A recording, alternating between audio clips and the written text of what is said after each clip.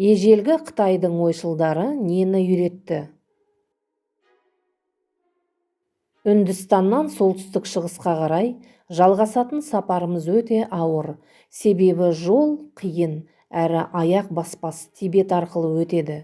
Сол себептен бізге Үнді көпесіне қосылып, Үнді-Қытай түбегінің жағалауын кемемен айналып өтіп, аспан асты елі Қытай жеріне жетеміз. Қытайлықтар өз елін осылай атайды, себебі олар ертеден аспанға табынған. Бұл мемлекет ғажап та, ғылыми маңызы зор тарихи ескерткіштерге толы аймақ. Конфуцийшілдік. Конфуций ежелгі Қытай данышпаны. Ол біздің заманымыздан бұрынғы 551 жылы дүниеге келген. Конфуций мінсіз қоғамдағы адамның өмір сүру ережелерін жасады. Көне Қытай данасының көзқарасы бойынша, мемлекеттегі билік императорға тиесілі болуы тиіс, себебі ол көктің ұлы болып саналады.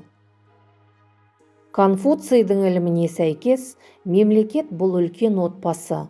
Император қарамағындағы адамдарға балалар сияқты қамқор болуы тиіс, ал оған бағыныштылар оны әкесіндей құрметтеп бағынуы қажет.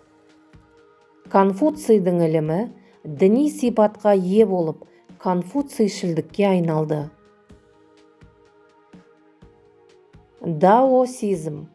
Даосизмнің негізін қалаушы Лао Цзи. Ежелгі Қытай ойшылы біздің заманымыздан бұрынғы 6-5 ғасырларда өмір сүрген Лао Цзи адам мен табиғаттың үйлесімділігін насихаттады. Оның ілімі даосизм деп аталды. Дао – жол, яғни табиғат заңдарын сақтау деген мағынаны білдіреді. Данышпан қоғамға заң, тіпті билеуші де қажет емес деп есептеген. Әрбір адам ар-ұят заңы бойынша өмір сүруі керек. Сонда тәртіп болады деп ойлады Лао Цзи. Уақыт өте келе, даосизм діни ілімге айналды. Легизм. Біздің заманымыздан бұрынғы 4-3 ғасырларда Қытайда тағы бір философиялық ілім легизм қалыптасты. Бұл ілімнің негізін қалаушылардың бірі Шань Янь. Оның пайымдауынша, барлық адамдар император мен заңдарға бағынуы тиіс. Мінсіз қоғамға қол жеткізу үшін ортақ заң орнатып, қоғамдағы өзін-өзі басқару жүйесін жою қажет. Заң бұзушылық қатаң түрде айыпталып, жазаға тартылуы қажет.